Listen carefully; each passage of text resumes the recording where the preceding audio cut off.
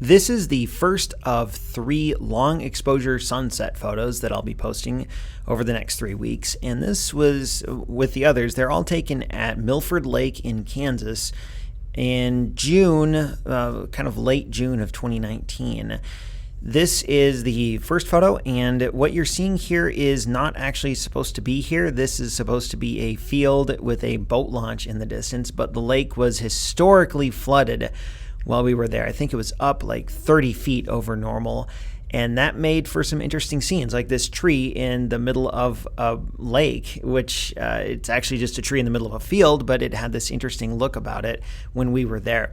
We came across this scene earlier in the day. I was out walking with some of the kids, and we saw this scene. It was kind of it was kind of shocking because it wasn't there last year, and it probably won't be back again for quite some time. And I thought, man, that would make a really cool long exposure to kind of smooth out the water and get a more, I don't know, an ethereal sense from it. And if you look on the blog, I've got a picture of the scene during the day with just a normal exposure, like 200th of a second or something like that. And it just doesn't look all that interesting. But I wanted to come back later and get a long exposure. So I did. I brought my tripod, brought my Fuji X100F. I brought a cable release for the shutter so I could leave it open for a really long time.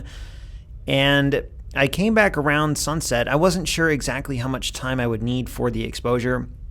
So I came before sunset and stuck around till long after sunset so I could leave the shutter open for quite a while. I think this is about a, I don't know, 80-second exposure. I'm not sure. But I really like how smooth everything is. There's not a lot of wind, but if you look at the tree, you can see parts of the top are a little blurry because just a slight breeze here and there was enough to make the tree branches and the tree leaves just a little blurry. But other than that, the water's glassy smooth. You got these cool little wisps of cloud up in the sky.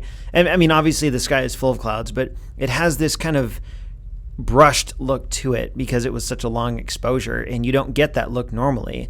So it was a fun situation. It was a fun photograph to take. I actually, one thing I want to mention, I use the ND filter on my camera, which I don't use that often, but it's really nice to have it for times like this. And that allowed me to get an even longer exposure. So it turned what would have been like, I don't know, like a 20-second shot into a much longer shot. So it was really cool to get to play around with that. And over the next 2 weeks, you'll see 2 shots from consecutive nights where I tried to learn and implement a little bit on each night as far as what to do and what not to do regarding long exposure photography.